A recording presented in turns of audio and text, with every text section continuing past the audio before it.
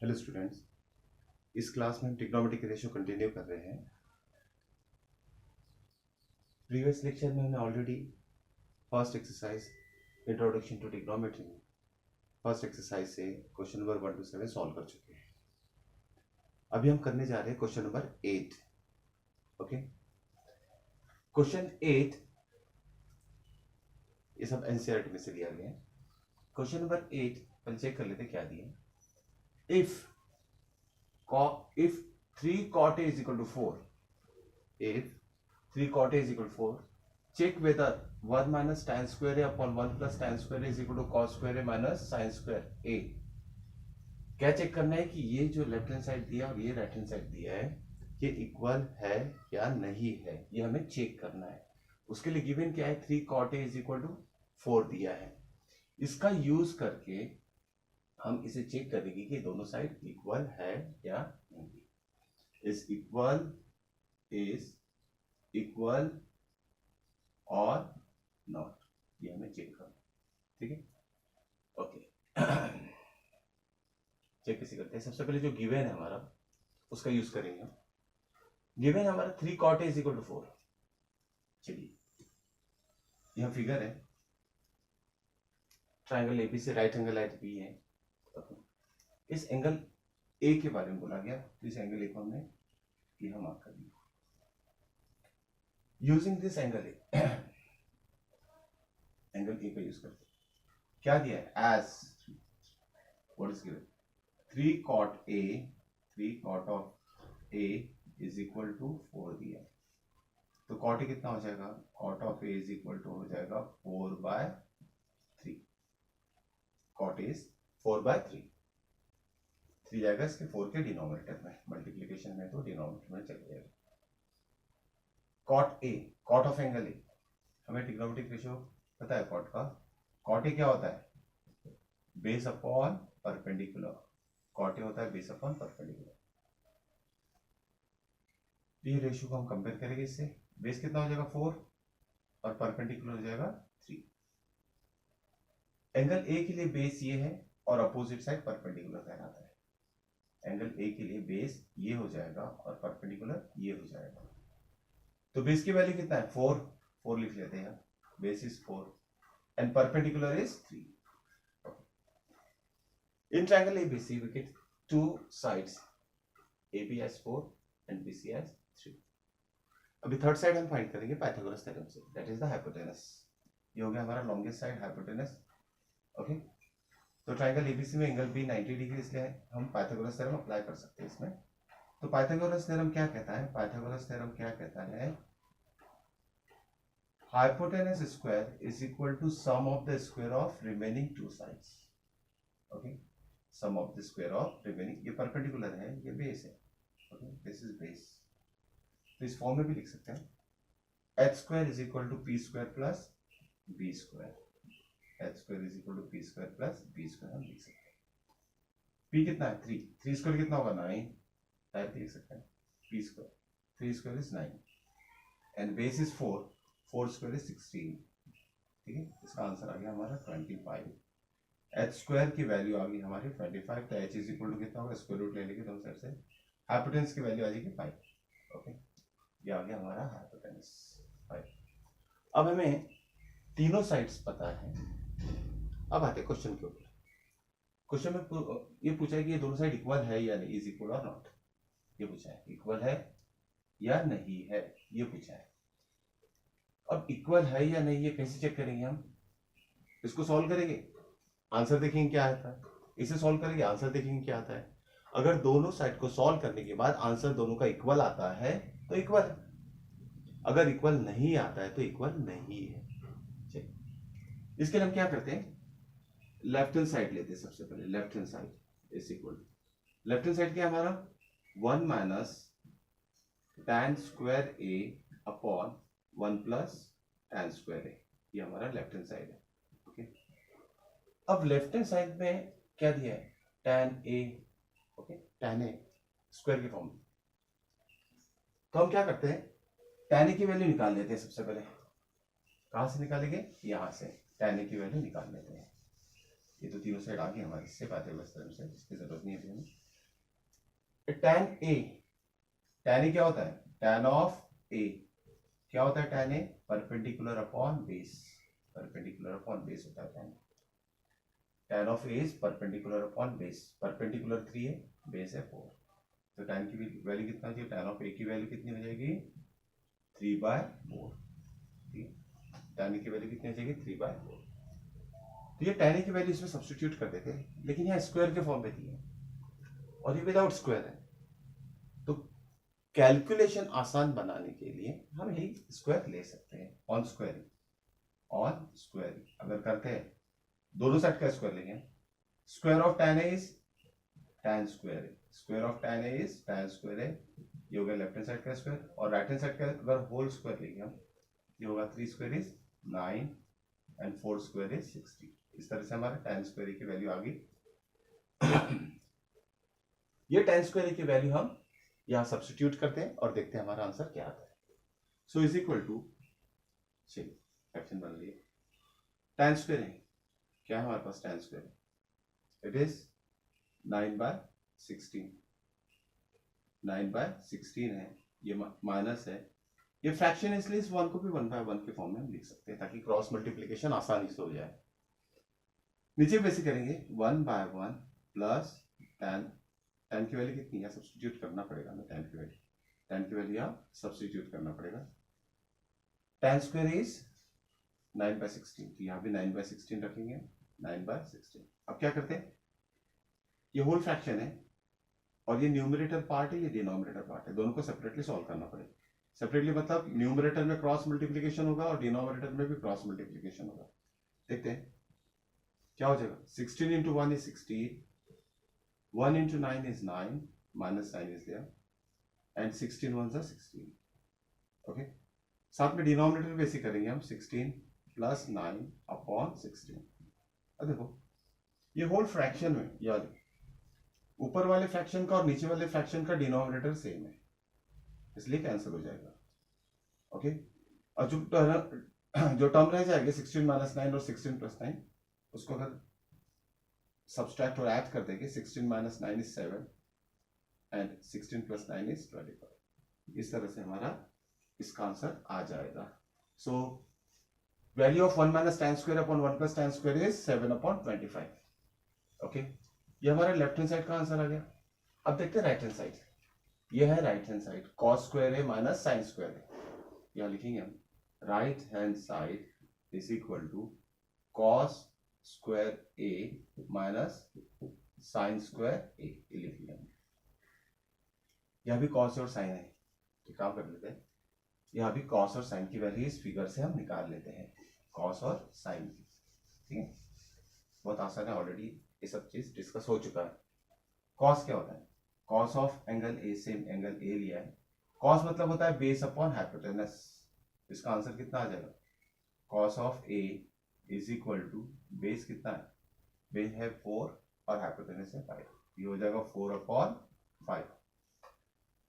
अभी left hand side check करें तो ये स्क्वायर के फॉर्म में, किस फॉर्म में है, ये स्क्वायर के फॉर्म में, ध्यान में रखिए स्क्वायर के फॉर्म में है, ओके, और ये cos a है विदाउट स्क्वायर, अगर इसका स्क्वायर ले लेंगे तो डायरेक्टली यहाँ सब्स्टिट्यूट कर सकते हैं ऑन स्क्वायरिंग बोथ साइड, तो क्या हो जाएगा directly, cos square is equal to left hand side का स्क्वायर तो राइट हैंड साइड का भी स्क्वायर होगा, 4 square is 16 and 5 square is 25, ये आ गया हमारा cos स्क्वायर का वैल्यू। वैसे हम sin स्क्वायर का वैल्यू भी निकालेंगे, sin a क्या होता है, perpendicular upon hypotenuse, sin a क्या होता है, perpendicular upon hypotenuse, okay, for this angle A, perpendicular is this side BC, its value is 3 and hypotenuse is this AC 5, तो sin of P की value कितनी हो जाएगी, sin of A की value कितनी हो जाएगी 3/5, इसका भी स्क्वायर ले लेते हैं, ऑन स्क्वायरिंग बोथ साइड, ये हो जाएगा sin square A is equal to 3 square is 9 and 5 square is 25, इस तरह से हमारे पास cos स्क्वायर है और sin स्क्वायर की वैल्यू आ गई है। अब ये दोनों वैल्यू हम अगर इसमें सब्स्टिट्यूट करते हैं तो देखते हैं फाइनल आंसर क्या आएगा। चलिए सब्स्टिट्यूट करते हैं, व्हाट इज cos स्क्वायर है, cos square is 16/25 minus sine square is 9/25, 9/25। Okay, दो फ्रैक्शन का सब्सट्रैक्शन है, डिनोमिनेटर सेम है, सिंगल टाइम लिखिए इसे, और 16 - 9 इज 7। चलिए चेक करते हैं हमारा राइट हैंड साइड और लेफ्ट हैंड साइड का आंसर। लेफ्ट हैंड साइड में हमारा आया था 7/25, राइट हैंड साइड में भी 7/25 आया। ओके, हम यहाँ लिखेंगे as LHS equal to RHS, दोनों इक्वल साइड हो गया, so given terms are equal. Okay, it is equal, it is equal. क्या इक्वल है? जो गिवन क्वेश्चन में लेफ्ट हैंड साइड और राइट हैंड साइड लिखी वो दोनों इक्वल है, both sides are equal. Okay, इस तरह से हम आसानी से ये प्रूव कर सकते हैं या चेक कर सकते हैं, चेक करने के लिए बोला था कि इक्वल है या नहीं है। It's so easy. Now this is question number 8। अब आते हैं क्वेश्चन नंबर 9 के ऊपर। चलिए देखते हैं क्वेश्चन नंबर 9। क्वेश्चन 9 भी इसी तरीके से है, लेकिन जो चीज उसमें फाइंड आउट करना है थोड़ा सा चेंज हो जाएगा। ओके, कंसेप्ट वही है ट्रिग्नोमेट्रिक रेशियोज का। ओके, फॉर्मूलेस आपको याद में रखने हैं, सारे 6 ट्रिग्नोमेट्रिक्स के फॉर्मूलेस याद में रखना है। ओके, सारे रिलेशन में बता चुका हूं आपको। चलिए क्वेश्चन नंबर 9 लिखते हैं। क्वेश्चन नंबर 9, क्वेश्चन नंबर 9 में देखते हैं क्या दिया है। शायद ये ट्रायंगल एबीसी दिया है इसमें। In triangle ABC, in triangle ABC angle B is equal to 90 degree. In triangle ABC, in triangle ABC, okay, angle B is equal to 90 degree. चलिए फिगर देखते हैं। ट्रायंगल एबीसी है, इसमें एंगल बी 90 डिग्री है। if tan of a is equal to 1/√3, if tan of a is equal to 1/√3, if tan of angle A is equal to 1/√3, okay, then find क्या करना है? Find the value of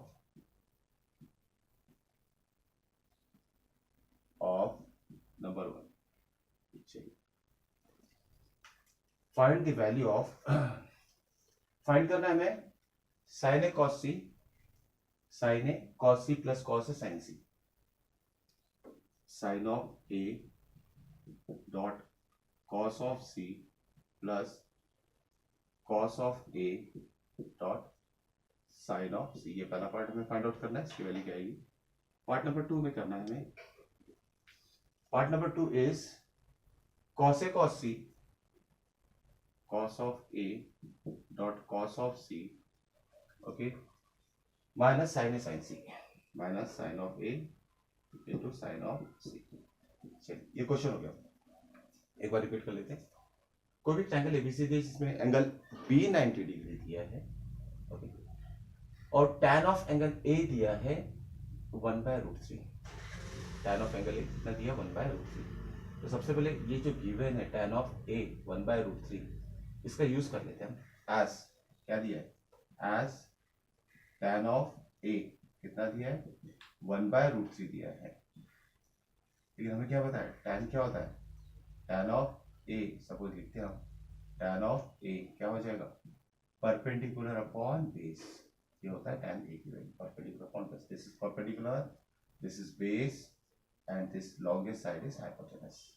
okay, इसे compare करते हैं। Numerator ये value 1 हो जाएगी और ये वैल्यू √3 हो जाएगी। ठीक है, परपेंडिकुलर हो जाएगा 1 और बेस हो जाएगा √3, बेस हो जाएगा √3। ये हो गया √3। फिर से दो साइड पता चल गई, थर्ड निकाल सकते हैं Pythagoras theorem. By Pythagoras theorem क्या होता है? Pythagoras theorem, hypotenuse square is equal to perpendicular plus base square. चलिए, perpendicular is 1, 1 square is 1 and base is √3, √3 का स्क्वायर 3 आएगा, square of √3 is 3, addition is 4, h square कितना आ गया हमारा? 4, तो h कितना आएगा? Square root of 4 is 2। इस तरह से हमने थर्ड साइड निकाल लिए, that is the hypotenuse. Third side निकाला है। Okay, now we get all three sides. ठीक है, इसके बाद आते हैं आप सॉल्यूशन के ऊपर। चलिए हम तीनों साइड निकाल लिए, अब हम इसकी वैल्यू और इसकी वैल्यू फाइंड करना है। सॉल्यूशन टू फर्स्ट, चलिए लिखते हैं सॉल्यूशन वन। सॉल्यूशन, पहले का आंसर लिखते हैं। पहले का आंसर निकालने के लिए क्या करना पड़ेगा हमें? Sine A cos C, cos A sine C, सारी वैल्यूज निकालना पड़ेगा हमें। Sine A cos C, cos A sine C, चारों चीजें अलग अलग है, ध्यान में रखना। Sine of A and sine of C अलग value, cos C cos A अलग वैल्यू, कंफ्यूज होने की जरूरत नहीं। ठीक है, ये तो आ गया हमारा आंसर। अब पहले चारों वैल्यू निकाल लेते हैं, उसके बाद इस चारों वैल्यू को सब्स्टिट्यूट कर देंगे और उसको सिंप्लीफाई करेंगे हम, और हमारा फाइनल आंसर आ जाएगा। चलिए पहले निकालते हैं साइन ऑफ ए। साइन ए क्या होता है? साइन ऑफ ए, साइन मतलब perpendicular upon hypotenuse, perpendicular upon hypotenuse. ये परपेंडिकुलर कितना 1, हाइपोटेनस है 2, इसकी वैल्यू आ गई हमारी 1/2। Next one is cos C, cos of C. ये देखिए कॉस सी मतलब एंगल चेंज हो गया, एंगल, तो यहाँ जो परपेंडिकुलर रहेगा वो भी चेंज हो जाएगा। परपेंडिकुलर कभी भी एंगल का अपोजिट साइड होता है, और ये बेस हो जाएगा। कॉस सी कितना होगा? Base upon hypotenuse. ठीक है, एंगल ए के लिए परपेंडिकुलर ये बेस हो जाएगा, और एंगल सी के लिए परपेंडिकुलर ये और बेस ही हो जाएगा। हाइपोटेनस में कोई चेंज नहीं आता। कॉस ऑफ सी क्या होगा? This is perpendicular, this is base and hypotenuse. तो कॉस सी का फॉर्मूला क्या है? Base upon hypotenuse. बेस कितना है 1, हाइपोटेनस है 2। ठीक है, कॉस ऑफ सी की वैल्यू आ गई हमारी base upon hypotenuse. Cos A, third term है हमारा cos of A. Cos A क्या होगा देखते हैं, फिर से एंगल की तरफ आगे। कॉस ऑफ ए क्या होता है? फिर से बेस अपॉन हाइपोटेनस, तो इसकी वैल्यू हो जाएगी base upon hypotenuse, that is base is √3 and hypotenuse is 2। और थर्ड है साइन सी, लास्ट फोर्थ है साइन ऑफ सी। साइन सी क्या होता है? Perpendicular upon hypotenuse. ये परपेंडिकुलर साइन सी के लिए परपेंडिकुलर √3 है, और ये हाइपोटेनस है √3/2। इस तरह से चारों की वैल्यू हमने निकाल लिया है। अब इस चारों की वैल्यू हम सब्स्टिट्यूट करते हैं इसमें। क्वेश्चन नंबर 1 क्या है हमारा? Question 1 is sine A cos of C plus cos A into sine of C, ये क्वेश्चन। ये चारों की वैल्यू ये निकाला है हमने, ये सब्स्टिट्यूट कर देते इसमें, देखते क्या होगा।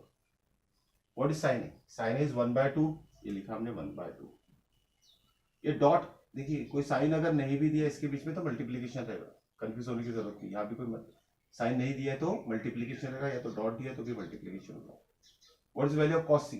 कॉस इज 1/2 इंटू लिखेंगे 1/2 plus cos A is √3/2, √3/2 into sine C is √3/2। सारी वैल्यू सब्स्टिट्यूट हो चुकी है। ओके, चलिए आगे सॉल्व करते हैं। डायरेक्ट मल्टीप्लीकेशन है, तो ऊपर का ऊपर से, नीचे का नीचे से मल्टीप्लाई होता है। 1 × 1 1, 2 × 2 इट इज 4, प्लस यहाँ पे डायरेक्ट मल्टीप्लीकेशन होगा, √3 × √3 इज 3 एंड 2 × 2 इज 4। कितना आएगा इसका आंसर? डिनोमिनेटर सेम है, 1 + 3 इज 4, 4/4 इज 1। इस तरह से हमने इसका आंसर निकाल लिया है। Okay, first part is over. Part number 2, cos A cos C minus sine A sine. Already ये सारी वैल्यूज हमने यहाँ निकाल चुके हैं, उसी का यूज करेंगे। ओके, अगर कुछ अलग वैल्यू रहती है तो वो भी हम निकाल लिए रहते अकॉर्डिंग टू रिक्वायरमेंट। चलिए पार्ट नंबर 2 करते हैं अभी। पार्ट नंबर 2, पार्ट 2 में पहले लिख लेते हैं क्या हमें किसकी वैल्यू निकालना है। दिस पार्ट नंबर 2 ये है। Okay, cos of A dot cos of C minus sine of A dot sine of C। चलिए वैल्यू भी सब्स्टिट्यूट कर देते हैं। cos A कहाँ है? cos A यहाँ है, इसका आंसर है √3/2। वैल्यू देखकर सब्स्टिट्यूट करना एक सिंपल मिस्टेक भी सारा क्वेश्चन का आंसर गलत कर सकती है, मार्क्स कट जाएगी। cos C, cos of C ये है 1/2 माइनस साइन A, साइन है हमारा 1/2 एंड साइन सी है हमारा √3/2 ओके इनटू है √3 into 1 is √3 √3 into 1 is √3 2 into 2 is 4 minus 1 into √3 is √3 and 2 into 2 4 same term आ गया और सब्सट्रैक्शन इसका मतलब इसका आंसर आएगा 0। इस तरह से हम इसे सॉल्व कर सकते हैं। ओके दोनों का आंसर हमारा आ चुका है, फर्स्ट है second. Clear, it's so easy. ध्यान देना है आपको इसके ऊपर ओके। स्टेप बाय स्टेप आप सिंप्लीफाई करते सॉल्व करते जाइए और जो रिक्वायर्ड टर्म है उसकी वैल्यूज में सब्स्टिट्यूट करके आप फाइनल आंसर निकालते जाइए। ओके ये हमने क्वेश्चन नंबर 8 और 9 कंप्लीटली सॉल्व कर चुके हैं। इसके आगे के लेक्चर में बहुत इंपॉर्टेंट सॉल्व एग्जाम्पल एनसीईआरटी से हम लेने वाले हैं। ओके बोर्ड के हिसाब से वो बहुत इंपॉर्टेंट है और यूनिक क्वेश्चन है, तो देखते रहिए। Thank you.